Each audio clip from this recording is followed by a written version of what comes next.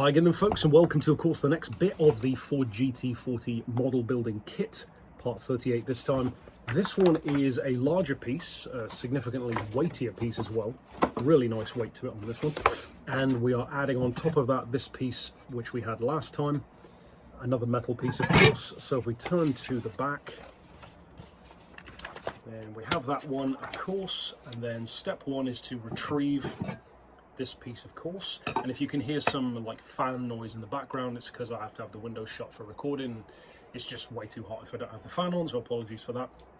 But retrieve this piece, then we have this larger one, which of course we need to get out of its packaging. And there we are. So we've got our little screws of course, and we have the main piece here, very large metal piece, of course, for the floor. And then we need to, if I open up the screws first, now we have, let's put that one to one side, retrieve the forward chassis, place the forward chassis over the main chassis plate, so it looks to me like we've got it that way around, and that is going, I believe, on there by the look of things. It certainly does fit. Line up the 4 holes, yep, we've done that. Press the 4 holes, 4 posts are not equal, yep, that is done, and then add 3 FD01 screws to fix them together. Give those screws a good old tighten, and those are there. Obviously you don't want to bend on it too much, but it's good enough, and that is stage complete. So just like that, stage 38 is finished. I would imagine we're probably going to be bringing this back pretty soon, but now of course we'll jump over to 39. So for our step 39, we are indeed bringing back the metal piece that we just used. We also have this piece of course for it, so we can get that one out. Then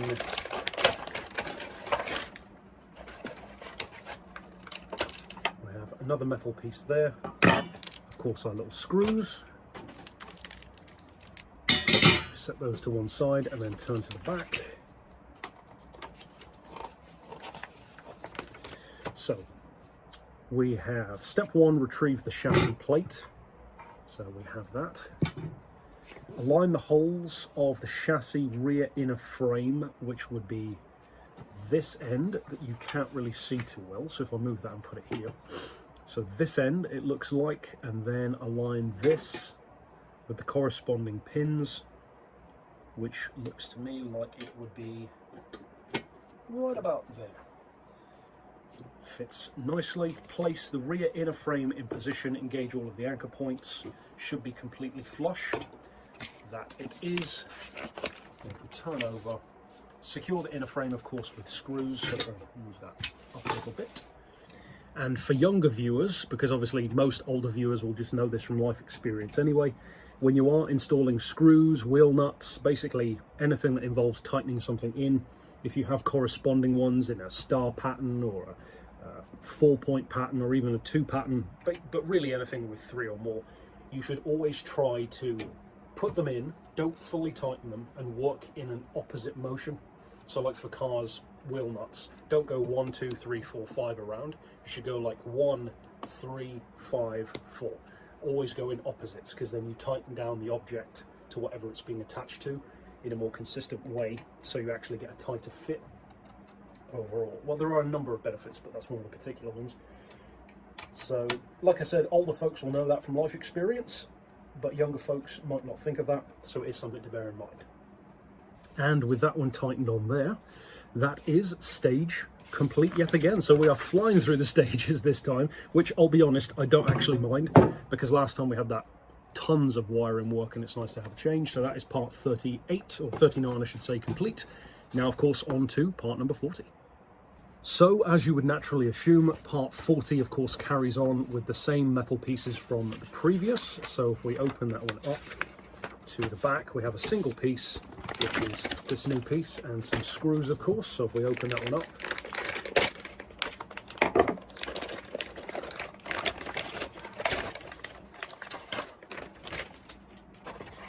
we have our screws, our metal piece. So once again we have this larger piece, because doubtless that will be coming into play. So if we place that one to one side for a second, okay, So step 1, retrieve the chassis assembly, so that's the larger one. Step 2, align the cutouts on this section at the back of the central rear chassis in a frame. So if we bring this one over and move the book up a little bit, it looks like we're aligning this with this piece that we just added as well, which isn't too surprising. So align the cutouts at the back, so that looks to be that way to me. And align it with, I believe, those. Yes, so that's slotted in nicely. Something about these kind of parts, I think it's partially because I'm more mechanically minded. Even as a mechanic, I'm more mechanically minded than electronically minded. So I always prefer assembling stuff like this to like wiring. Maybe that's a universal thing, maybe everyone does, but to me this, like feeling it all slot into place is so much more satisfying than, oh, I managed to get a wire in. It's just not the same feeling for me. So the chassis pins must match. Yep, that one is in. Place the central rear chassis in a frame in position. Yep, we've done that. And I'm assuming that the only thing remaining really is the screws. It looks to be that way. So secure the central chassis to the main chassis with 5 screws as shown. And of course, when it comes to something like this, you don't necessarily need to have it secured down like Fort Knox. So you could argue that the tightening that I've done is really in excess of what you would need, but I think you get the idea. This is more so for, like, you know, high stakes stuff, like an actual wheel nut to where you need it to not fly off while you're driving. But again, I think you get the idea. So with that on there, that is how it looks. It's coming together nicely. Very nice weight to this piece. I would imagine this is really what gives the model a lot of its weight. This floor pan, kind of Tesla style with the batteries down low. Keep that center of gravity low as far as the toy goes. And then, of course, that is stage complete. So if we place that one down, close up our book, that is part number 40 finished. And now, of course, on to 41.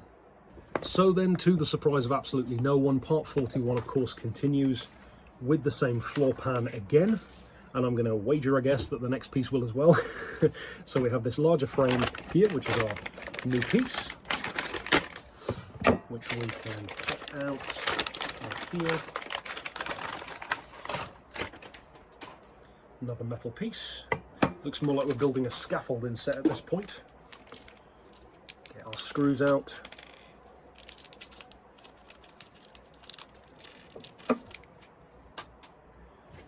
And of course we have this retrieved as well. So, retrieve that piece, speaking of which. So if we do that, move that up, then place the central forward chassis frame, our new piece, 41A, onto the main chassis plate. So that looks to be that way around, with these indents on the underneath to slot over these 4, and of course lined up with those. Slots in very nicely, giving us plenty of structural rigidity, as if this car was actually going to ever take corners. And then put it onto the central frame, and then of course we already know what it's going to be, but secure it with screws. And see here, actually, ironically, I didn't even know this was here. To ensure that the structure is completely flush, tighten the end screws first and then the center screws. So yeah, that's ironic that they're talking about the exact same thing that I did anyway. Unless I've lost one of them, this appears to be, at least as far as I can remember so far, the first stage in this build where they actually haven't given us a spare screw. Usually there's at least 1 screw left over in any given packet. So unless I'm missing one somewhere, which I don't think I am, this is the first time they've only given us what we need, which really is all you need, but interesting. I wonder why they made that change.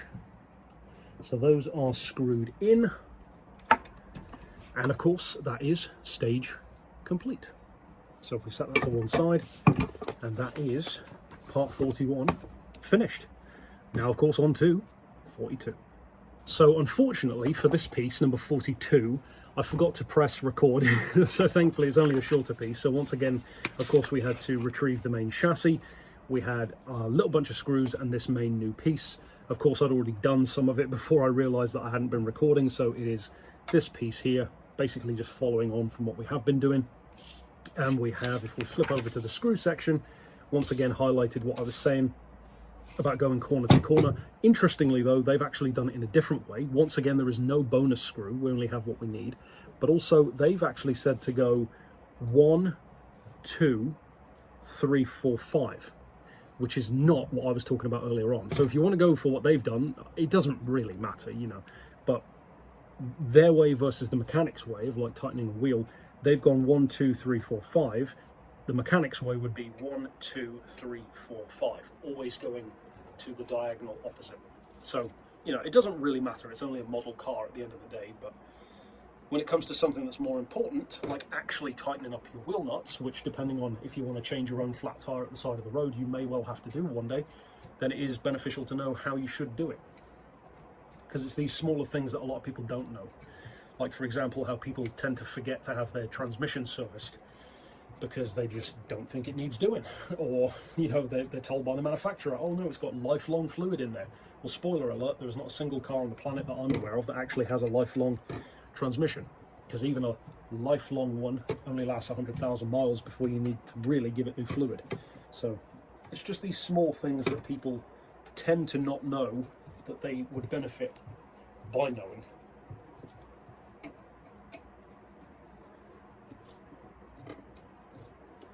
Prevention rather than cure and all that. And with that one tightened in, we have, of course, our complete portion, and that piece is now complete.